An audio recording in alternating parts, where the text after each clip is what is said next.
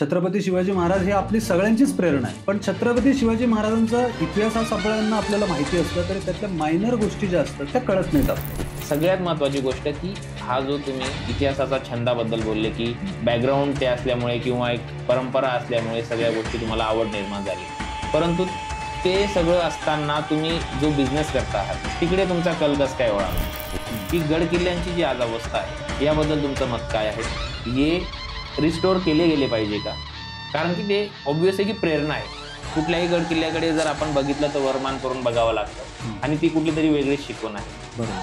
So हे restoration किती गरजेचं आहे आणि याकडे आपण वैयक्तिकरित्या किती लक्ष दिलं गेलं पाहिजे आणि सरकारने किती लक्ष दिलं पाहिजे? अतिशय सुंदर प्रश्न तुम्ही विचारला. सगळ्यात पहिले तर गड किल्ले आणि नेटवर्किंगचा खूप जास्त इम्पॅक्ट पडतो बिझनेस क्षेत्रात जसे आलो. सो तुमच्या नेटवर्किंग बद्दल नेटवर्क किती हेल्प करतो तुम्हाला या बिझनेसमध्ये, याबद्दल काय बोलावं असं वाटेल?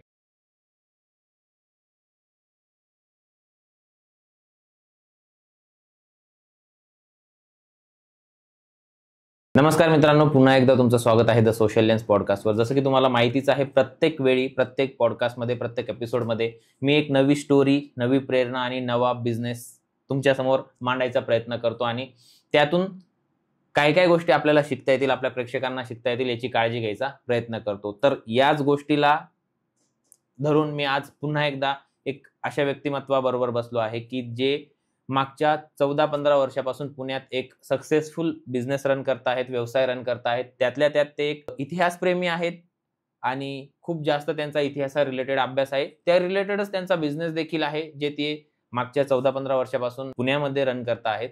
सो आज आपण त्यांच्याबद्दल, त्यांच्या लाईफ जर्नीबद्दल आणि त्यांनी कसा हा बिझनेस, त्यांना या बिझनेस करण्याची प्रेरणा कुठून मिळाली आणि इतिहासाबद्दल त्यांची इतकी आवड निर्माण कशी झाली, या सगळ्या गोष्टींवर सखोल डिस्कशन करणार आहोत. सो कुठलाही उशीर न करता मी तुम्हाला भेटवतो आज रोहित पासलकर सर यांना. नमस्कार सर, स्वागत आहे तुमचं द सोशल लेन्स पॉडकास्ट वरती. धन्यवाद. कुठलाही प्रश्न विचारण्या अगोदर माझा सगळ्यात पहिला प्रश्न राहील की पासलकर हे जे कुळ आहे, हे जे नाव ऐकत आम्ही आलेलो आहे, हे आमच्या लहानपणीच्या इतिहासाच्या पुस्तकापासून खूप जास्त जवळचं वाटतं. सो मला पहिले याची पार्श्वभूमी, बॅकग्राऊंड काय आहे याच्याबद्दलचं तुमच्याकडनं जाणून घ्यायला आवडेल. ओके. प्रथमतः धन्यवाद, तुम्ही मला या पॉडकास्टसाठी आमंत्रित केलं.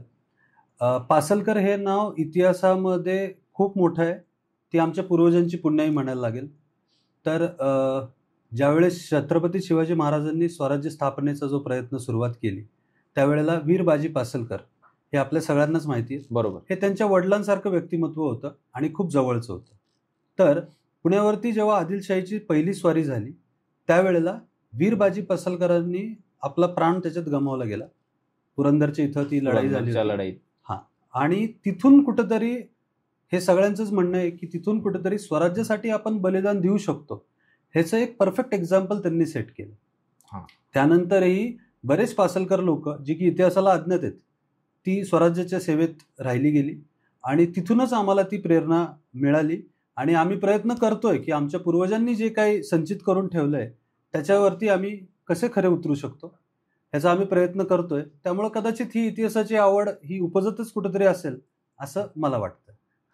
म्हणजे बॅकग्राऊंडच इतकं स्ट्रॉंग असल्यामुळे तुम्हाला त्या क्षेत्रात जास्त आवड निर्माण झाली आहे. येस. आता जसं की माझ्या माहितीप्रमाणे, जसं आमचं लास्ट डिस्कशन झालं पॉडकास्टला येण्या अगोदर, की तुम्ही जो स्टॉकचा शो देखील केला आहे, तिथे देखील तुम्ही एक चांगला एपिसोड दिलेला आहे. सगळी स्टोरी मी म्हणजे पूर्ण एपिसोड बघितलाय मी तसा, पण तरी देखील मला थोड्या काही गोष्टी आहेत ज्या आज या पॉडकास्टमध्ये जाणून घ्यायच्या आहेत, ज्या तिथे आपण बोलू नाही शकलो, म्हणजे टाइमाअभावी गोष्टी झाल्या असतील. सो त्या आज आपण ब्रीफमध्ये या ठिकाणी डिस्कस करू. सगळ्यात महत्वाची गोष्ट की हा जो तुम्ही इतिहासाचा छंदाबद्दल बोलले की बॅकग्राऊंड ते असल्यामुळे किंवा एक परंपरा असल्यामुळे सगळ्या गोष्टी तुम्हाला आवड निर्माण झाली, परंतु ते सगळं असताना तुम्ही जो बिझनेस करता आहात तिकडे तुमचा कल कसं काय वळाला? बरं, आता बिझनेस हा मी गेली 14 वर्ष करतोय. तर सुरुवातीला म्हणजे कोविडच्या काळापर्यंत बिझनेस आणि इतिहास ह्याचा तसा फारसा काही संबंध नव्हता.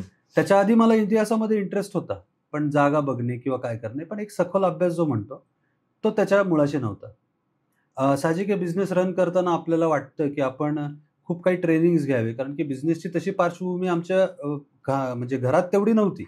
त्याच्यामुळे असं वाटलं की नवीन नवीन गोष्टी शिकाव्यात, कल्पना शिकाव्या, मोटिवेशन. तर ह्या मोटिवेशनल ट्रेनिंग झाले, ह्या सगळ्या गोष्टी मी पहिल्यापासून करत होतो.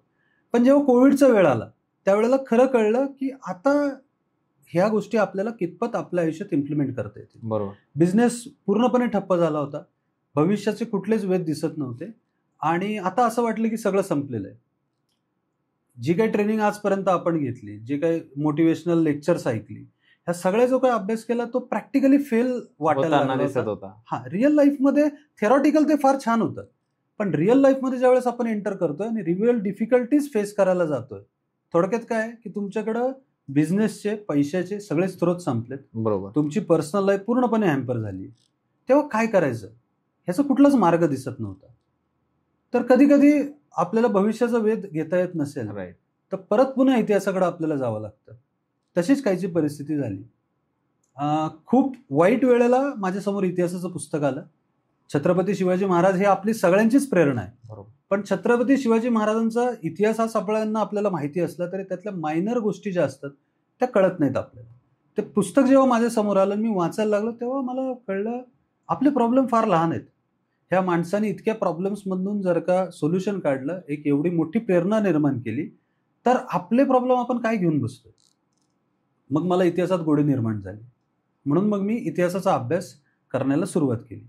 ह्या इतिहासाचा अभ्यास करण्यामागं सर्वस्वी प्रेरणा मला माझ्या आईने दिली आणि माझ्या खूप डिफिकल्ट वेळेमध्ये ह्या इतिहासाने मला खूप मदत केली. त्यातले बरेचसे इन्सिडेंट्स असे आहेत की जे मी रिअल लाईफमध्ये इम्प्लिमेंट करू शकलो.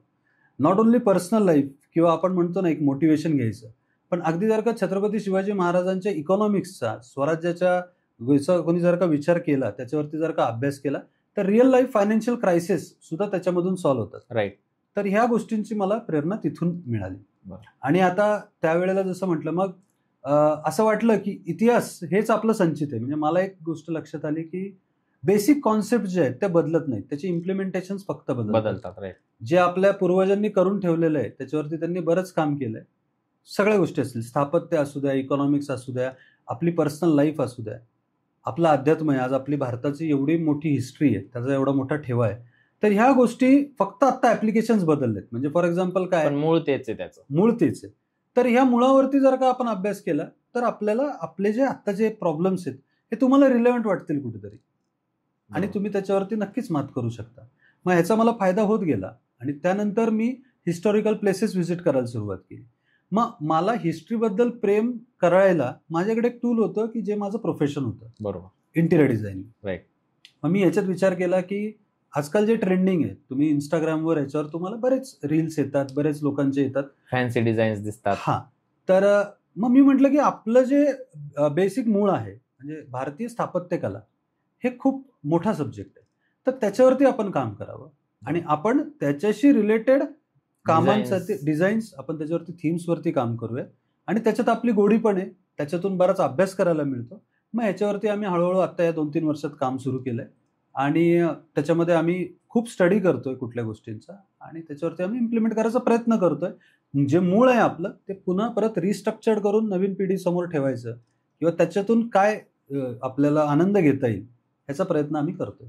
जसं की तुम्ही बोलले आता की थीम बेस्ड डिझाईन कडे तुम्ही जाताय.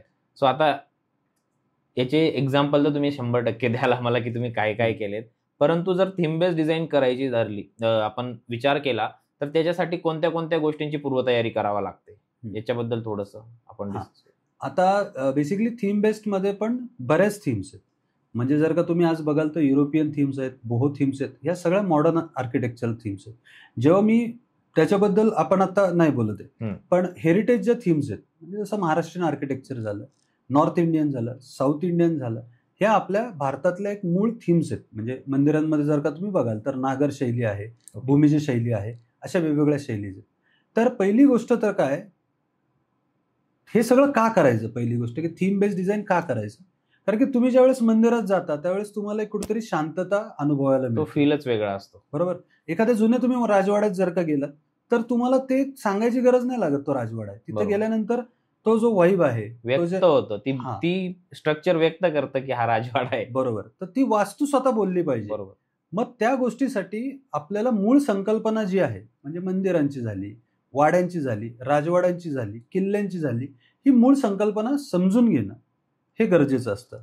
तर त्याच्यासाठी जेव्हा आपण एखादी संकल्पना समोर मांडतो, आज ह्या बोल्ड कन्सेप्ट आहेत. आज जर का मी एखादा मला महाराष्ट्रीयन आर्किटेक्चर, तर बऱ्याच लोकांना माहित नाही महाराष्ट्रीयन आर्किटेक्चर आहे तरी का, बरोबर. हे अस्तित्वात आहे का, ह्याची सुद्धा कल्पना नाहीये.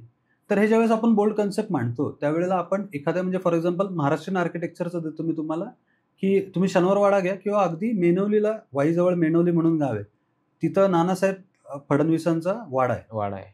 त्या वाड्याला तुम्ही व्हिजिट केली तर तुम्हाला त्या व्यक्तिमत्वाची पूर्णपणे रूपरेषा कळते. बरोबर. तर हा जो काही फील आहे तो मला आणायचा आहे. म्हणजे मला फक्त हे नाही करायचं की वाड्यासारखं दिसणारं एक स्ट्रक्चर बनवायचंय, मंदिरासारखं दिसणारं एक स्ट्रक्चर बनवायचंय.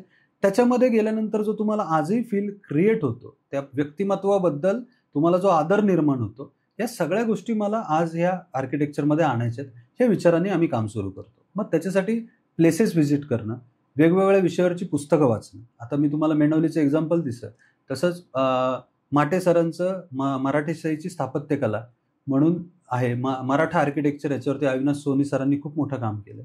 तर ह्या लोकांची जी काही पुस्तकं आहेत ती बघून त्याच्या जुन्या कॉन्सेप्ट, आता इंटरनेट आपल्याकडे आहे, बरोबर, तर मग इंटरनेटवरून आपण त्याचा वापर करून हे करू शकतो. त्यानंतर जागांना आपण व्हिजिट करू शकतो. हे सगळ्यांचा विचार करून, प्लस आज माझं हे आर्किटेक्चरमध्ये जे लिमिटेशन्स होते आधी, फॉर एक्झाम्पल मला आजच्या सर्व्हिसेस टाकायचे, म्हणजे जुन्या काळी सीसीटीव्ही नव्हते, बरोबर, आज ते टाकणं गरजेचं आहे. म्हणजे मॉडर्न अडॅप्टेशन पण गरजेचं आहे त्या गोष्टीसाठी. मागच्या वेळेस एसीची गरज नव्हती, हा, आज एसीची गरज आहे. तर जुन्या आणि नव्याची सांगड घालून आपल्याला काय करता येईल ह्याच्यासाठी आम्ही पूर्ण प्रयत्न करतो. जसं की एक साऊथ इंडियन थीमवरती रेस्टॉरंटचा प्रोजेक्ट आमच्याकडे आला होता पुण्यामध्ये, सिक्रेट सांबार म्हणून एक आउटलेट आहे. तर त्याच्यासाठी आम्ही साऊथची मंदिरं जाऊन बघून आलो. तर माझा बेसिक कॉन्सेप्ट त्याच्या मागे हा होता की अन्न हे पूर्ण ब्रह्म आहे. बरोबर. म्हणजे अन्नामधून तुम्हाला आनंदाची प्रवृत्ती ही होऊ शकते. तर जो रेस्टॉरंटमध्ये माणूस येतोय तर त्याला तो फील तयार झाला पाहिजे, म्हणून मी मंदिर थीम त्याच्या बेसला घेतली. साऊथमधली बरीच मंदिरं व्हिजिट केली. हम्पीचं आर्किटेक्चर, हम्पी सिटी पूर्णपणे बघितली. त्याच्यातल्या काही गोष्टी आम्ही इथं आणण्याचा प्रयत्न केला. मग त्याच्यामध्ये दगडी हत्ती असतील, गंगाळ्यामध्ये फुलं असतील, किंवा ते मंद म्युझिक असेल, सिलिंगवरच्या पेंटिंग्स असतील, हे सगळे एलिमेंट्स आम्ही तिथं आणून एक वाईब क्रिएट करायचा प्रयत्न केला, आणि जो की क्लायंटलाही आवडला. बरेच कस्टमर्स जे व्हिजिट करताय तिथे जेवण किंवा खाण्याचा आनंद घेताय त्यांनाही आवडला. म्हणजे आता कसं आहे की तुम्ही उभं राहून कुठेतरी खाताय आणि तुम्ही कुठेतरी चांगल्या ठिकाणी जिथं तुम्हाला खायला मजा येते, हा दोन्हीतला जो फरक आहे तो मला तिथे क्रिएट करायचा होता. आणि आय थिंक आम्ही ते करू शकलो. मग तिथून अजून आमचा इंटरेस्ट वाढत गेला. असं झालं. आता ज्या डिझाईन्स तुम्ही आतापर्यंत या मागील 4-5 वर्षापासून, जसं आपलं डिस्कशन झालं की ऐतिहासिक डिझाईन किंवा या ज्या डिझाईन्स मध्ये काम करायला तुम्ही लॉकडाऊन नंतर मोस्टली सुरू केलंय, तर असा एखादा एक्सपिरियन्स सांगा जो तुमचा म्हणजे आयुष्यभर लक्षात राहील, डिझायनिंग रिलेटेड असा एखादा प्रोजेक्ट केलाय तुम्ही आतापर्यंत? हा, म्हणजे एक आपण म्हणतो ना की जसं आपण हिस्ट्री म्हटलं की लहान मुलालाही जर का विचारलं तर त्याच्या तोंडात नाव येतं छत्रपती शिवाजी महाराज.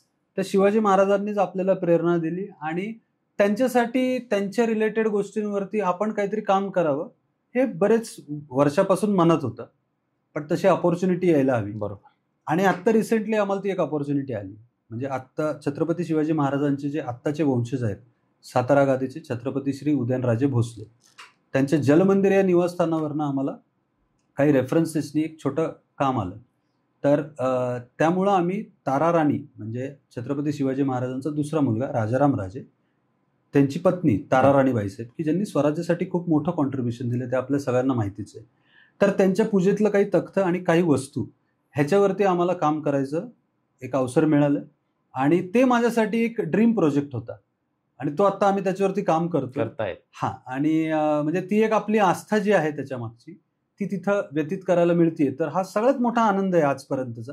बाकी प्रोजेक्ट बरेच झाले, आम्ही अगदी नॉर्थपर्यंत कामं करतोय, बिहारला सुद्धा कामं करतोय. तिथं काही आम्ही नॉर्थ इंडियन थीम्सचे मंदिर थीम्सवरती प्रोजेक्टचं काम करतोय. पण हा जो काही इन्सिडन्स होता तो अगदी मनाच्या जवळचा म्हणू शकतो आपण, बरोबर, तसा होता. तर त्याच्यावरती आम्ही आता सध्याला काम करतो. ते रिस्टोरेशन अँड ऑल ते चालू आहे हो. ते जे त्यांचं साहित्य होतं पूजेचं त्याचं रिस्टोर करणं, त्याचं रिस्टोरेशन चालू आहे. काही ब्रिटिशकालीन पेंटिंग्स आहेत त्या वास्तूमध्ये, त्याचंही रिस्टोरेशन चालू आहे, आणि थोडंसं त्याला मोठं व्यापक स्वरूप द्यायचं आहे आम्हाला. तर ही आता एक सुरुवात आहे फक्त, ते हळूहळू सगळ्यांसमोर येईलच. बरोबर. तुमची जी लाईफ जर्नी म्हणजे तुमचं जे एज्युकेशनल बॅकग्राऊंड होतं, आता इंटेरियर डिझायनिंग करता हे तर आपल्याला सगळ्यांना समजलं आणि तोही थीम बेस इतिहासाला धरून आपण डिझायनिंगकडे जातोय इथपर्यंत तर आपण आता जाणून घेतलं.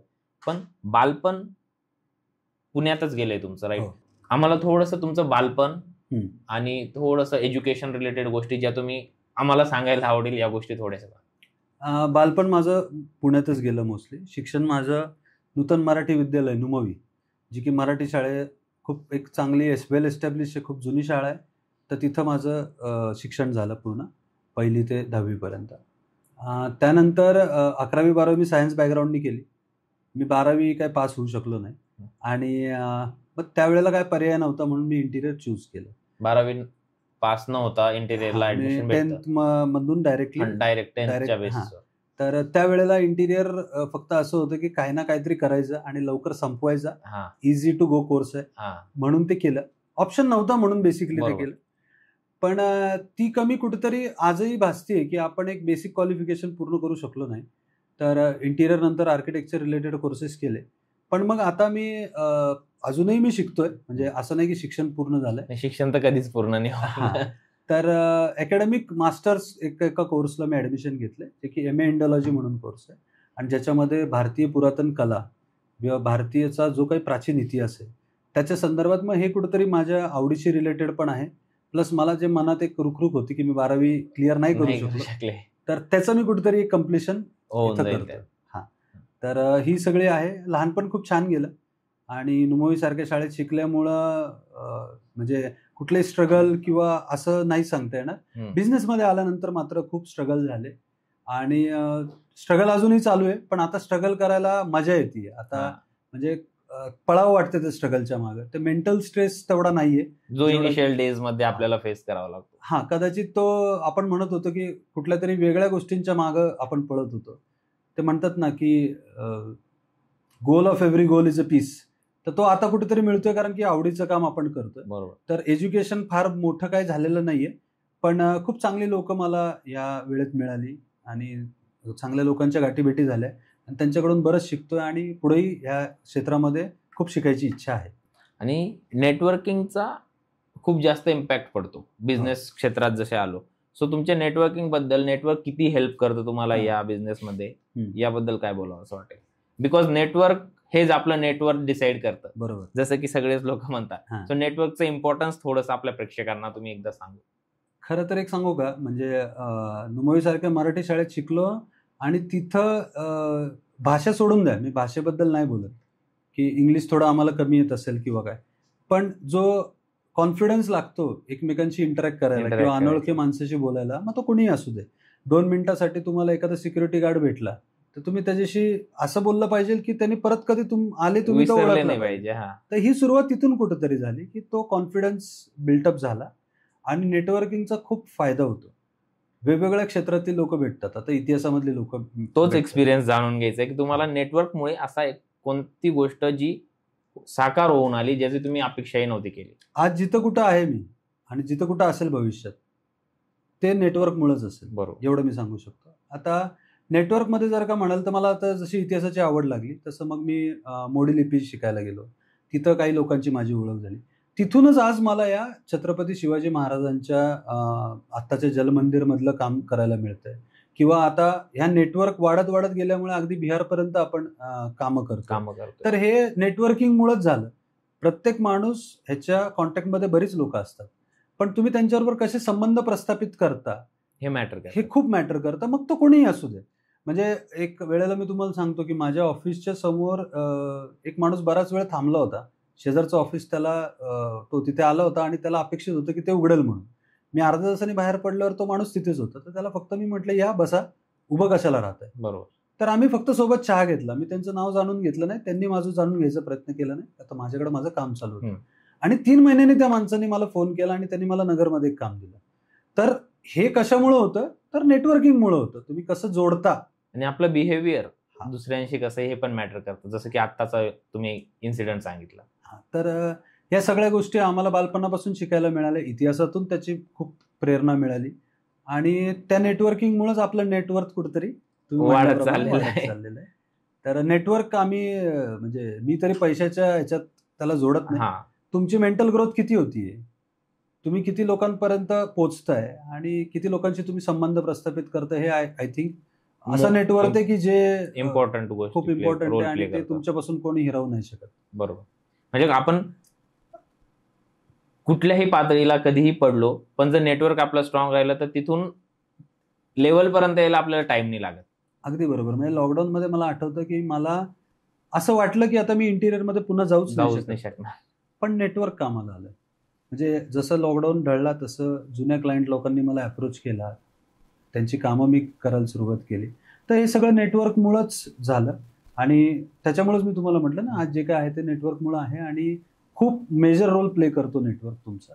तुम्ही कुठल्याही बिझनेसमध्ये असा, आता डिजिटलायझेशनचं युग आहे, तुम्ही घरी बसता, रील्सवरती तुम्हाला सगळ्या गोष्टी समजतात, तेही इम्पॉर्टंट आहे, मी त्याला असं नाही म्हणणार, पण तुम्ही ऍक्च्युअल लोकांना भेटणं, कारण की माणूस जे शिकवतो ना समोरचा, ते तुम्हाला कुठलं पुस्तक नाही शिकवू शकत. त्याच्यामुळं पुस्तकांचा रोल एक आहे, परंतु वैयक्तिक माणसांचा त्या पलीकडे माणूस जास्त शिकून जातो. आता तुम्ही रील्सचा विषय काढला, मी तुमच्या पेजवर एक रील पण पाहिली होती. आय गेस तुम्ही बिहारला गेलो होते, राईट? ते म्हणजे डायरेक्ट कॉन्वे आला होता तुम्हाला घ्यायला. सो त्या इन्सिडेंट बद्दल थोडस चर्चा करू शकतो आपण. आता ते असं आहे थोडंसं की आपण जे महाराष्ट्रात जी लाईफ जगतो आणि वेगवेगळ्या स्टेटमधली एक वेगळी एक पेटंटेड लाईफ आहे, राईट. तर मी गेलो होतो, माझं युपी मध्ये एक काम चालू आहे वृंदावनला, तिकडच्या रेफरन्सने अगेन नेटवर्क कुठेतरी जुळालं आणि बिहारला मला जायची ऑपॉर्च्युनिटी मिळाली. तर माझ्यासाठी पण ते शॉकिंग होतं की मी तिथं गेलो आणि स्टेनगनधारी पोलीसवाले आले आणि सगळा कॉन्वॉय आला की हे नेमकं काय चक्कर आहे. तर तिकडची लोक जी आहेत त्यांचे प्रोफेशन्स काही तसे आहेत, त्याच्यामुळे त्यांना हे सिक्युरिटीची गरज भासते. बिहारमध्ये ही गोष्ट कॉमन आहे, पण माझ्यासाठी ती नवीन होती. आपल्याला फक्त व्हीव्हीआयपी आणि व्हीआयपी या लोकांनाच किंवा राजकारणी लोकांनाच असा कॉन्वॉय असतो ही आजपर्यंत सवय होती. तेही थोडंसं त्यांचं सोशल स्टेटस, त्यांचे बिझनेसेस तसे आहेत, त्याच्यामुळे ते त्या प्रोटोकॉलमध्ये ते चालतात त्या प्रोटोकॉलमध्ये. तर तुम्ही जसं मगाशी आपण म्हटलं की माणसं आपल्याला बरंच शिकून जातात, तसंच जागाही बरंच आपल्याला गोष्टी शिकून जातात. तर तो बिहारचा एक्सपिरियन्स अतिशय थ्रिलिंग होता सुरुवातीला. नंतर 3-4 दिवसात मी युज टू झालो तिथं आणि नवीन ठिकाणी गेल्यावर तिकडचे कल्चर्स, तिकडच्या गोष्टी आपल्याला समजतात, त्यातनी बरंच आपल्याला शिकायला मिळतं. तर असा तो बिहारचा एक्सपिरियन्स होता. तिथे एक मोठं पॅलेस करायचं आमचं चाललेलं आहे. वृंदावनला नाही, वृंदावन तर आत्ता माझं काम चालू आहे. बिहारला जी ऑपॉर्च्युनिटी आली होती तर तिथं पटण्याच्या जवळ एक मोठं पॅलेस डिझायनिंग वरती आमचं आता प्रपोजल चालू आहे. ते अगेन ट्रेडिशनल थीम मध्येच आहे. तर मग त्या ट्रेडिशनल थीमचं त्यांना कुठेतरी एक आवडलं असेल आपलं काम, म्हणून त्यांनी आपल्याला इन्व्हाइट केलं होतं. मग त्या संदर्भातच ते बिहारची पूर्ण रील होती. ती रील पाहिली मी, खूप फॅसिनेटिंग वाटली, म्हणून मी ती मुद्दामून चर्चा काढली रीलचा हे पकडून. बरोबर. इतिहास आणि गड किल्ले हा खूप जास्त जवळचा विषय झालेला आहे. आता जी महाराष्ट्रात महाराजांनी जे काही गडकिल्ले आपल्याला देऊन गेलेले आहेत, जे महाराष्ट्रात गडकिल्ल्यांवरचे जे प्रश्न उठलेले आहेत त्याबद्दल मला थोडंसं बोलायचंय. ऑब्व्हियस आहे की हा थोडासा out of the box question आहे, पण मग हा बोलणं थोडं गरजेचं वाटतंय मला की गडकिल्ल्यांची जी आज अवस्था आहे याबद्दल तुमचं मत काय आहे? हे रिस्टोर केले गेले पाहिजे का? कारण की ते ऑब्व्हियस आहे की प्रेरणा आहे. कुठल्याही गड किल्ल्याकडे जर आपण बघितलं तर वरमान करून बघावं लागतं आणि ती कुठली तरी वेगळी शिकवण आहे. बरोबर. सो हे रिस्टोरेशन किती गरजेचं आहे आणि याकडे आपण वैयक्तिकरित्या किती लक्ष दिलं गेलं पाहिजे आणि सरकारने किती लक्ष दिलं पाहिजे, यावर तुमचं मत काय? अतिशय सुंदर प्रश्न तुम्ही विचारला. सगळ्यात पहिले तर गड किल्ले हे का निर्माण झाले, म्हणजे इतिहास जर का समजून घ्यायचा असेल तर भूगोलही समजून घ्यावा लागतो. बरोबर. तुम्ही जर का बघितलं तर अख्ख्या भारतामध्ये सह्याद्रीचा जो काही पार्ट आहे, म्हणजे विंध्य पर्वतापासून इथपर्यंत, तर तिथं गड किल्ले हे डोंगरावरती वसलेले आहेत. तर अतिशय दुर्गम असे ते दुर्ग. तर ह्या दुर्गांवरती काय होत होतं की त्यावेळेला आजूबाजूच्या एरियामध्ये जो अंमल प्रस्थापित करायचा, तर किल्ला ज्याच्या हातात त्याच्या हातात बाजूचा एरिया, सत्ता असं कॅल्क्युलेशन होतं. तुम्ही फ्लॅट लँडवरती पटकन युद्ध करू शकता आणि ते जिंकायची प्रोबॅबिलिटी खूप जास्त आहे. परंतु दुर्गावरती तुम्हाला एकच गोष्ट करायला लागते की दुर्गाला वेढा द्यावा लागतो. आपण इतिहासात बऱ्याचदा बघितलं असेल, पुरंदरचा जो काही तह झाला किंवा छत्रपती शिवाजी महाराजांची विशाळगडावरून जे आपण पावनखिंडीचं जे एक्झाम्पल बघतो, तर त्या सगळ्या वेळेला एकच गोष्ट केलेली आहे. वेढा घातला गेलाय. रसद जी काही अन्न रसद ह्याचा तुटवडा ज्यावेळेस भासेल त्यावेळेस किल्ला कॉम्प्रोमाइज करतो. बरोबर. पण आपल्याकडे असे एक्झाम्पल आहेत की रामशेज सारखा किल्ला 6-6 वर्ष लढलाय. तर ह्या दुर्गांचं ते जे महत्व आहे ते आज जर का तुम्हाला समजून घ्यायचं असेल, म्हणजे एक इतिहासामध्ये एक थोडंसं काल्पनिक म्हणू शकतो, पण एक कादंबरीत एक उल्लेख आहे. त्याच्यामध्ये छत्रपती शिवाजी महाराजांचे पेशवे मोरोपंत पिंगळे हे महाराजांना विचारतात की महाराज, आपण दगडधोंड्यावरती एवढा खर्च का करतो? तुम्ही जे काही बजेट आहे ते त्या किल्ल्यांवरती एवढं का लावता? तर त्यावेळेस छत्रपती शिवाजी महाराज म्हणतात की एक ना एक दिवस खासा औरंगजेब दक्षिणेत उतरेल व त्याला एक किल्ला जिंकण्यासाठी 1 वर्षाची मुदत लागेल. आज स्वराज्याच्या दिमतीस 350 गडकोट आहेत. याचा अर्थ औरंगजेबाला 350 वर्षाची हयात घ्यावा लागेल हे पूर्ण स्वराज्य जिंकण्यासाठी. ही थोडी अतिशयोक्ती असू शकते किंवा त्याचा काही वेगळा पाठ असू शकतो, पण गड किल्ल्यांचं जे महत्व आहे ते त्यावेळेस आहे. आता प्रश्न येतो की आज हे का महत्वाचं आहे? तर कसं असतं की तुम्ही पुस्तकामध्ये काही वाक्य वाचता. फॉर एक्झाम्पल रायगड, दुर्गेश्वर रायगड हे घाणेकरांचं एक अतिशय उत्तम पुस्तक आहे. तर त्याच्यामध्ये अक्षरशः रायगड उभा राहतो, पण तो इतका सुंदर उभा राहतो आणि तुम्ही ज्यावेळेस बघायला जाता, रायगडाची स्थिती आता बऱ्यापैकी चांगली आहे, शिवनेरीची स्थिती बऱ्यापैकी चांगली आहे, पण बऱ्याचशा किल्ल्यांच्या बाबतीत असं होतं की तुम्ही तिथं बघायला जाता आणि तुम्हाला काय दिसतं? फक्त डोंगर, दगडधोंडे. हे दगडधोंड्यामागे इतिहास आहे सर, बरं का. म्हणजे आपण म्हणतो ना की घाणेकरांच्याच पुस्तकातलं एक वाक्य आहे की दिल्लीतल्या उभ्या ठाकलेल्या संगमरवरी इमारतींपेक्षा आमचे दगडधोंडेच आम्हाला प्रिय आहेत, कारण की हे लढले. बरोबर. प्रत्येक वेळेला त्या दगडधोंड्यांनी साथ दिली. पण आता काय होतं की ज्याला माहीतच नाहीये किंवा नवीन आपण ज्यावेळेस आपल्या मुलांना दाखवायला जातो किंवा मित्रांना घेऊन जातो की आमच्या महाराष्ट्रात हे सगळं आहे, तिथे गेल्यावर काय बघायला मिळतं? तर एक छोटीशी भिंत असते 3-4 फुटाची आणि आपण एक काल्पनिक सांगत असतो, इथं हा असा महाल होता, इथं राजमहाल होता. या सगळ्या गोष्टी आपण सांगतो, पण जर का त्याचं खरंच रिस्टोरेशन झालं, थोडंसं डिफिकल्ट आहे, कारण की आपले किल्ले बऱ्यापैकी दुर्गम आहे. तिथं काम करणं म्हणजे मी माझा एक लाईव्ह एक्सपिरियन्स सांगतो की रायगडावरती स्टे करण्यासाठी रूम्स आहेत. तर तिथं आर्किओलॉजिकल पण काही लिमिटेशन्स आहेत, तर ती वास्तू ASIच्या अंडर येते आणि तिथं मालवरती घेऊन जाणं किंवा तिथं काम करणं, तिकडच्या ॲटमॉस्फिअरमध्ये काम करणं, तिथं पाऊस इतका भयानक असतो. म्हणजे आज हा पाऊस असा आहे तर 350 वर्षापूर्वी काय असेल, असं वाटतं माणूस उडून जाईल का काय, ही आजची परिस्थिती. तर तिथं काम करताना आज तिथं रोपवे झालाय, आमचं सामान बऱ्यापैकी रोपवेनी वरती जातं. परंतु त्या काळात ज्यावेळेस 1800 पायऱ्या चढून जायच्या असतील किंवा एखाद्या कड्यावरनं जायचं असेल तेव्हा काम करायला किती डिफिकल्ट असेल. आजही ती परिस्थिती आहे. आज थोड्या सुखसोयी जास्त झाल्यात, पण माणसांची पॉवर किंवा तेवढं डिव्होशन हे थोडं कमी आहे. पण तरी सुद्धा किती डिफिकल्टी झाल्या तरी त्याचं रिस्टोरेशन झालं पाहिजे. ही सरकारची पण जबाबदारी आहे. तिथं गाईड्स असले पाहिजेत, असं माझं वैयक्तिक मत आहे. आपण जातो आणि फक्त फिरून बघून येतो, पण त्याच्या मागचा इतिहास जर का आपल्याला कळला. दुसरी गोष्ट म्हणजे मी ह्याचे विविध पैलू जर का सांगायला गेलो तर तुम्ही ज्यावेळेस गडावरती जाता त्यावेळेस जनरली निसर्गाच्या सानिध्यात तुम्ही येता, बरोबर, त्यामुळे तुम्हाला फ्रेश फील होतं. हेल्थसाठी ते चांगलं आहे. वरती गेल्यानंतर तुम्हाला ज्यावेळेस आपल्या इतिहासाचं ग्रँड स्वरूप बघायला मिळतं त्यावेळेस एक अभिमान येतो त्याच्यामध्ये. दुसरी गोष्ट, आर्किटेक्चरल स्टुडंट झाले किंवा माझ्यासाठी, तर अभ्यासासाठी तुम्हाला जुनं स्ट्रक्चर कसं होतं हे जर का कळलं तर त्याच्यामधल्या काही गोष्टी तुम्ही इम्प्लिमेंट करू शकता. तुम्ही जर का बघाल तर स्थापत्याचे उत्तम नमुने जर का म्हणलं तर आज गोवळकोंडा किल्ला आहे हैदराबादमध्ये, तिथं जर का तुम्ही बघाल तर आर्किटेक्चर मार्वल आहे तिथं, की इको प्रोड्यूस करून त्यांनी संदेश वाहनाची सिस्टीम कशी केली होती हे अगदी बघण्यासारखं आहे. किंवा ज्यावेळेस आपण म्हणतो एक पिक्चरमध्ये बघतो ना आपण की राजा बसलाय आणि अशी समोर दरबार भरलाय, तर त्यावेळेला काय माईक्स नव्हते, मग त्यांच्यापर्यंत आवाज कसा जात होता? त्याच्यासाठी त्यांनी काय सिस्टीम बनवली आहे विदिन द आर्किटेक्चर. ह्या गोष्टी तिथं अस्तित्वात आहेत म्हणून आपण अभ्यास करू शकतो. बरोबर. किंवा त्यावेळेला AC नव्हते, पण गार वारं वाहण्यासाठी तिथपर्यंत येण्यासाठी सुविधा होत्या, त्यांनी काय सुविधा केल्या, हे सगळ्या गोष्टी बघण्यासारख्या आहेत. त्याच्यामुळे दुर्गांचं महत्व खूप आहे. त्यामुळे हे दुर्ग रिस्टोर झाले पाहिजेत. ॲज अ नागरिक म्हणून आपली जबाबदारी आहे की तिथे जाऊन आपण घाण नाही केली पाहिजे. आता खूप लिमिटेशन्स आलेले आहेत, म्हणजे नॉनव्हेज झालं किंवा काही ठिकाणी बऱ्याच गोष्टी वेगळ्या चालत होत्या त्याच्यावरती आलेत. पण आजही महाराष्ट्रातले असे काही गडकोट आहेत मॅक्सिमम की जे ज्यांना गेटच नाहीये, ज्यांना काही सर्वेलन्स नावाची सिस्टीमच नाहीये. त्याच्यामुळे काय होतं, पर्यावरणाची हानी होती, तिकडची लोक दगड उचलून घेऊन जात आहेत. तर ह्या गोष्टी नाही झाल्या पाहिजेत. त्याच्यासाठी आपल्या नागरिकांची पण आपली जबाबदारी आहे. रिस्टोरेशन वरती खूप वर्षापासून चर्चा चालू आहे actually. परंतु नाही लक्ष दिलं जात त्या गोष्टींवरती. माझा पर्सनल थोडासा गोष्टी आहे, कारण की मी बरेच गडकिल्ले फिरलो आहे आणि सेम जे तुम्ही एक्झाम्पल सांगितलं की पुस्तकात आपण वेगळ्याच गोष्टी वाचलेल्या असतात आणि ते व्हिज्युअलाइज केलेलं असतं.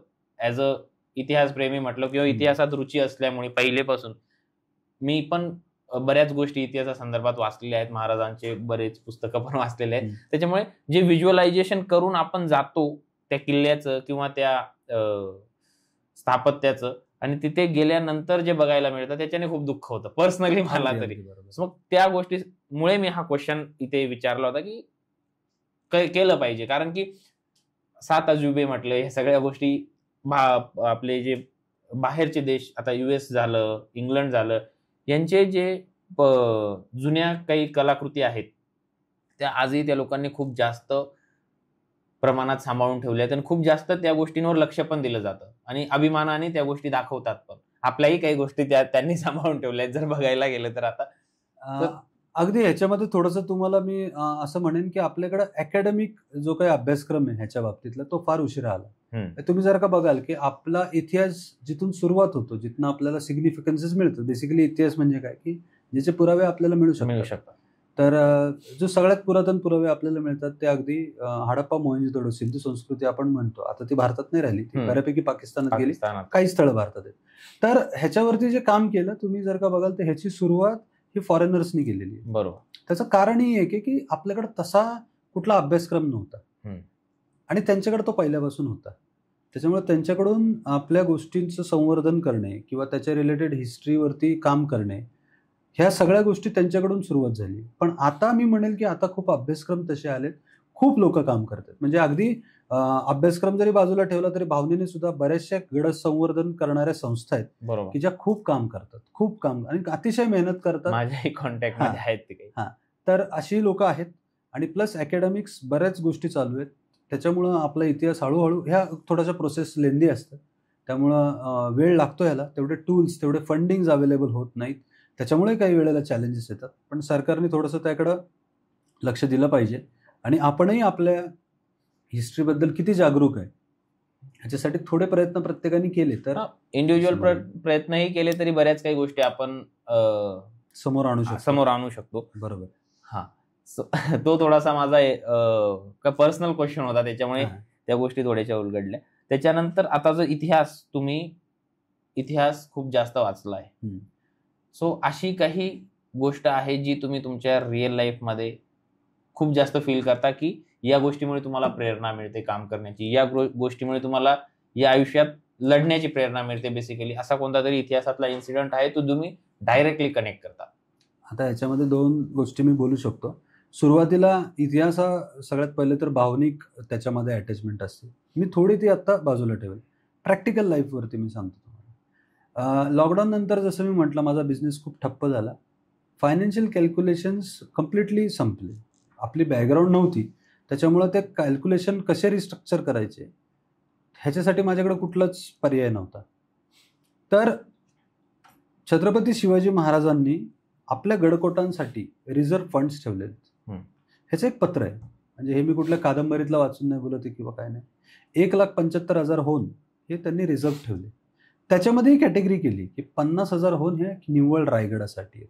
त्या 50,000 होनांमधले 10,000 होन हे गंगासागर टाका जे आपण आज बघतो, तर त्यावेळेला तोफांचे हादरे किंवा भूकंप ह्या सगळ्यांनी ते जे काही जलस्रोत आहेत त्यांना डॅमेजेस व्हायचे, ते लिकेज व्हायचे.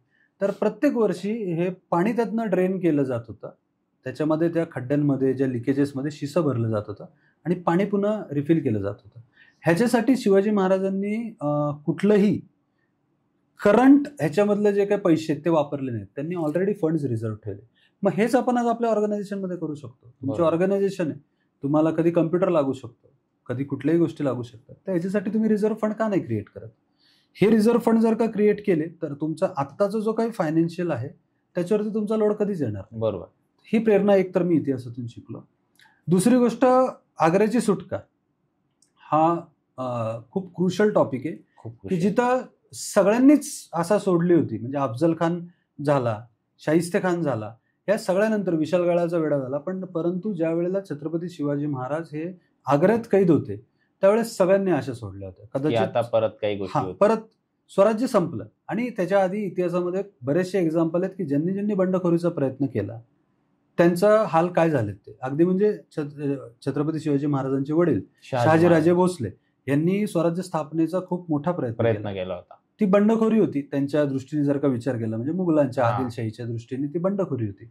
तर त्याचे परिणाम काय झाले हे इतिहासाने आपल्याला दाखवलं होतं. त्यामुळं फारसे असे एक्झाम्पलच नव्हते, किंवा मी तर म्हणाल रादर एक्झाम्पल नव्हतेच छोट्या मोठ्या लढाई व्यतिरिक्त.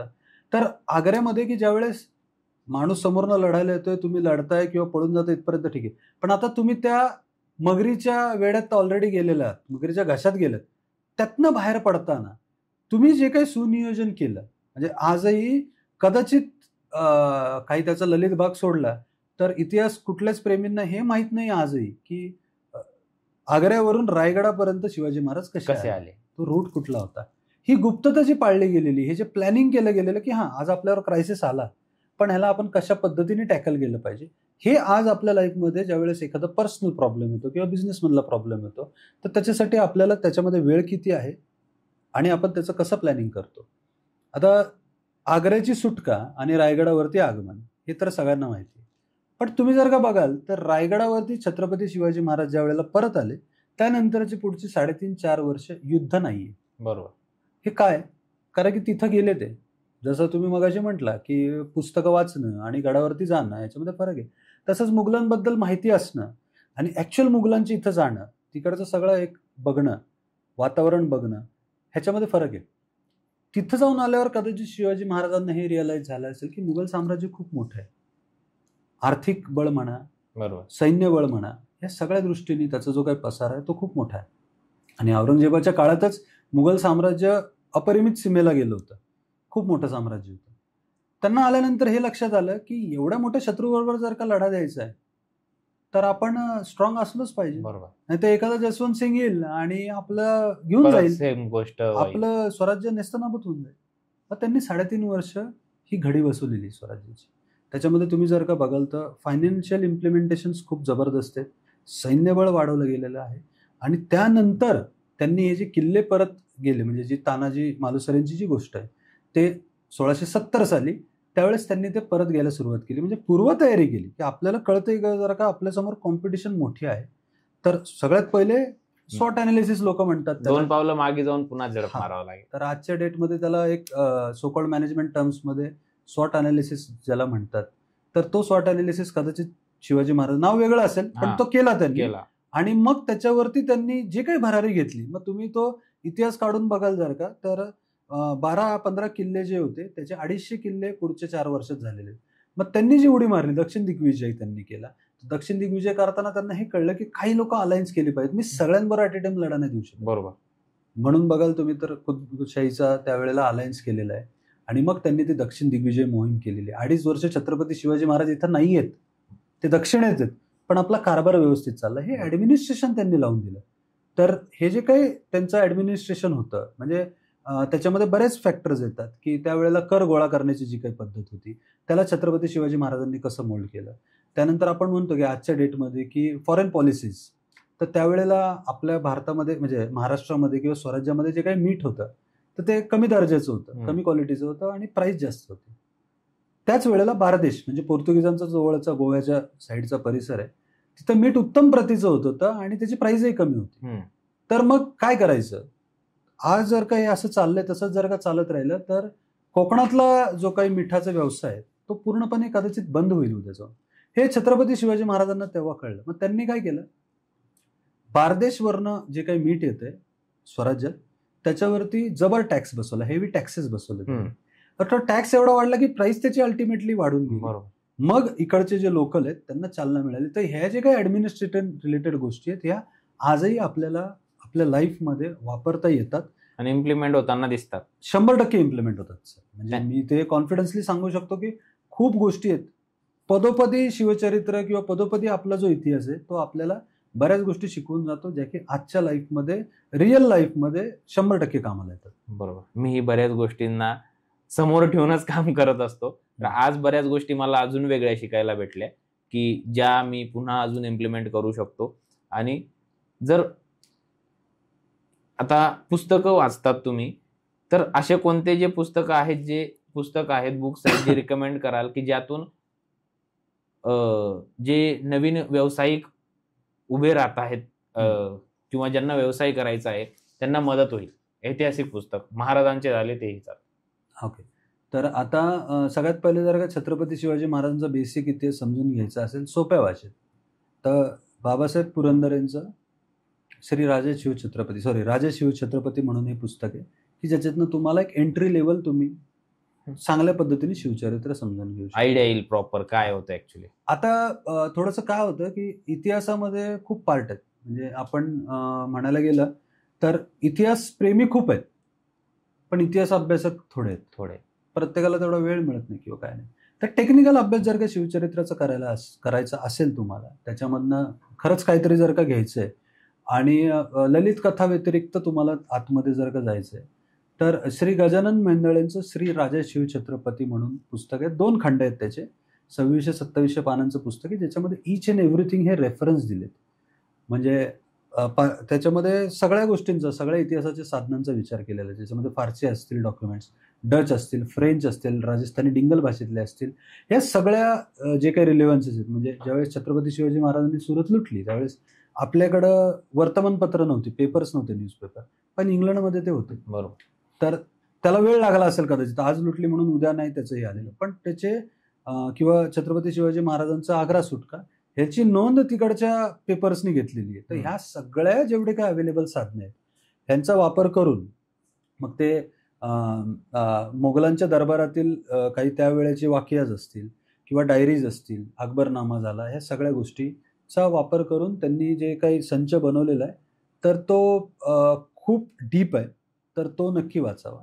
त्यानंतर जर का तुम्हाला मॅनेजमेंट रिलेटेड बघायचं तर निनाद बेडेकरजींची काही पुस्तकं आहेत. आत्ता लेटेस्ट जर का म्हणाल तर केदार फाळकेंचं administration of Chhatrapati Shivaji Maharaj with relevance to modern management, हे एक अभ्यासपूर्ण पुस्तक मी तुम्हाला म्हणू शकेल. आणि अशी बरीच पुस्तकं आहेत की ज्याच्यामध्ये तुम्ही वाचू शकता. गहकरेंची काही आहेत, बऱ्याच गोष्टी आहेत त्याच्यामध्ये. तर त्या तुम्ही जर का अकॅडमिक अभ्यास तुम्हाला करायचा तर ही पुस्तकं मी नक्कीच तुम्हाला रेफर करेन. जे काही तुम्ही पुस्तक सांगितले 100% प्रेक्षकांना ते आवडतील आणि त्याच्यातून त्यांना बऱ्याच काही गोष्टी शिकायला मिळतील. जे नवीन उद्योजक उभे राहत आहेत त्यांनाही 100% मदत होईल. सर, आतापर्यंतची जी तुमची जर्नी आहे, एका ठिकाणा म्हणजे एका लेवलपर्यंत तुम्ही गेलेत, पुन्हा लॉकडाऊन मध्ये क्रायसिस तुम्हाला पाहायला मिळाले किंवा सामोरे जावं लागलं. देन आफ्टर तुम्ही परत गोष्टी उभ्या केल्या, जिथपर्यंत तुम्ही आले होते तिथपर्यंत आले, तिथून पुढे आजपर्यंत वाटचाल करत आले आहेत. आणि त्यात तुम्ही काही ॲडिशनल गोष्टी करत आले, जसे की ऐतिहासिक डिझाईन्स अँड ऑल. आता इथून पुढे तुमचा 5-6 वर्षाचा प्लॅन काय, की काय गोष्टी तुम्हाला अजून एक्सपिरियन्स करायच्या आहेत किंवा वेगवेगळ्या ट्राय करायच्या आहेत? तसं फ्युचर प्लॅन जर का म्हणाल तर पर्सनल लाईफ आणि बिझनेस लाईफ या दोन्ही दृष्टीने मी म्हणतो तशा दोन्ही काही फार वेगळ्या नाही आहेत आपल्यासाठी. चांगल्या लेवलची कामं करायची की ज्याच्यामधून, चांगल्या म्हणजे काय की खूप मोठे प्रोजेक्ट करायचे आहेत किंवा खूप फायनान्शियली मोठ्या फिगर्समध्ये खेळायचे, ह्याच्यापेक्षा जास्त मनाला समाधान मिळेल आपल्या आणि आपल्या समोरच्याला, अशी कामं करायची की त्याच्यामध्ये असं नाही की बघितलं काम आणि केलं. त्याच्यामध्ये आपली मेंटल ग्रोथ झाली पाहिजे, काहीतरी एक अभ्यासपूर्ण विषय त्याच्यामध्ये असला पाहिजे. तर तो अभ्यास करून आपल्याला काय चांगलं देता येईल, ज्या ट्रॅडिशनल थीम्स असतील त्या लोकांपर्यंत कशा पोहोचतील, ह्याच्यासाठी काम करायचं. आणि पर्सनल लाईफमध्ये जर का म्हणाल तर मंदिर स्थापत्याकडं मला थोडासा जास्त इंटरेस्ट आहे. तर इतिहासाबरोबरच मंदिर स्थापत्य कला, त्याची इव्हॉल्वमेंट, त्याच्यामधले वेगवेगळे पैलू, ह्याच्यावरती काम करायचे. आणि पुढे जाऊन ह्याच्या रिलेटेड कॉन्झर्वेशन, रिस्टोरेशन, ह्याच्या जर का काही अपॉर्च्युनिटीज मिळाल्या त्याच्यावरती काम करायला मला नक्की आवडेल. आणि एक वेगळं काम करायचं ज्याच्यातून समाधान मिळेल, आनंद मिळेल आणि आपल्याला आपल्या हिस्ट्री किंवा आपले जे काही ट्रेडिशन्स आहेत ह्याच्याबद्दल जास्तीत जास्त माहिती मिळेल, असं काम करायला आणि लोकांनाही अवेअर करता येईल. 100%. तुमच्यासारख्या माध्यमातून लोकांनाही अवेअर करता येईल. नाही, ते तर होईल सर. जर हे बघा, जर काम आपण चांगलं करत राहिलो तर ऑब्व्हियसली सगळे लोक त्याच्याबद्दल जाणून घ्यायला पुढे येतात आणि उत्सुक असतात, आणि ती गोष्ट होणेही गरजेची आहे. जसा माझ्या पॉईंट ऑफ व्ह्यूने मी विचार करू, ती गोष्ट जर झाली नाही तर मग त्या काम करायला अर्थ राहत. अगदी बरोबर. ते जे काम आपण करतोय आणि ते जर चांगलं आहे तर त्याचं कौतुक झालंच पाहिजे आणि ते लोकांपर्यंत आलंच पाहिजे असं मला वाटतं. त्या संदर्भातच मी या सगळ्या गोष्टी करत असतो. त्याला हे घेऊनच, लक्षात घेऊनच या सगळ्या गोष्टी मी करतोय. सो आज जे आपण बघितलं की कशी तुमची जर्नी सुरू झाली, जो स्टॉक पर्यंतचा तुमचा प्रवास, त्याच्यानंतर लॉकडाऊनचे क्रायसिस तुम्ही कसे म्हणजे फाईट करून कसं इतिहासाची प्रेरणा घेऊन तुम्ही परत पूर्ण ढासळलेला बिझनेस उभा केला, नेटवर्किंगची कशी तुम्हाला हेल्प झाली, देन आफ्टर तुमचा जो ऐतिहासिक अभ्यास आहे, जो तुमचे त्याच्याकडे बघण्याचे दृष्टिकोन आहेत, हेही आपल्या प्रेक्षकांना आज ऐकायला किंवा बघायला मिळाले. आणि तुम्ही ज्या कला किंवा जे एक वेगळा एक्सपिरियन्स कस्टमर्सला तुमच्या as per business point of view बघायला गेलं तर कस्टमर्सला जो काही वेगळा एक्सपिरियन्स द्यायचा प्रयत्न करतायत, बोलता बोलता तुम्ही बोलले की जो त्या घरात राहणार आहे त्याचं एक रिफ्लेक्शन तुमची डिझाईन, अगदी बरोबर, बरोबर आहे ना, त्याची रिफ्लेक्शन तुमची डिझाईन देते. म्हणजे समजा एखाद्या एक्झाम्पल सांगतो मी, एखाद्या बिझनेसमॅनचं घर आहे आणि त्या घरात जर तुम्ही डिझाईन कराल तर त्याच्या हिशोबाने ते पूर्ण थीम तुम्ही डिझाईन करता. बरोबर. सो या सगळ्या गोष्टी आज बघायला मिळाल्या लोकांसाठी, म्हणजे जे बघताय किंवा या विषयात इंटरेस्ट दाखवतात त्यांच्यासाठी या गोष्टी नवीन असतील थोड्याशा, की डिझायनिंगचा पैलू काय असतो, काय विचार करावा लागतो.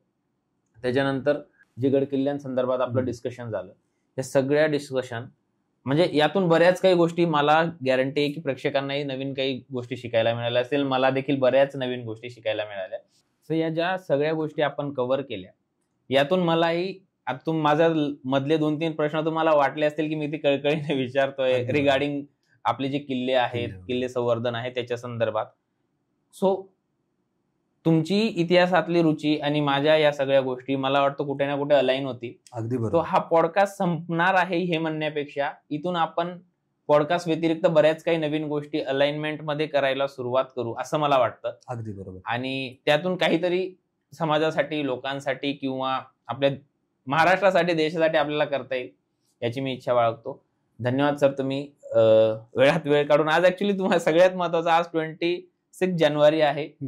आज सगळेजण सुट्टीवर असतात तरी देखील सर आले, सरांनी वेळ दिला आणि आपल्या समोर त्यांची ही सगळी स्टोरी मांडली. सो थँक्यू सर, तुम्ही आले. धन्यवाद, तुम्ही इन्व्हाइट केलं. आणि तुमच्याकडे डिजिटल प्लॅटफॉर्म आहे, त्याच्या थ्रू आपण काय लोकांपर्यंत पोहोचू शकतो किंवा लोकांची मदत कशी करू शकतो, इतिहासाबाबतीत काय अवेअरनेस करू शकतो, ह्याच्यासाठी नक्की काम करायला मलाही तुमच्यासोबत आवडेल. खूप खूप धन्यवाद. Thank you sir.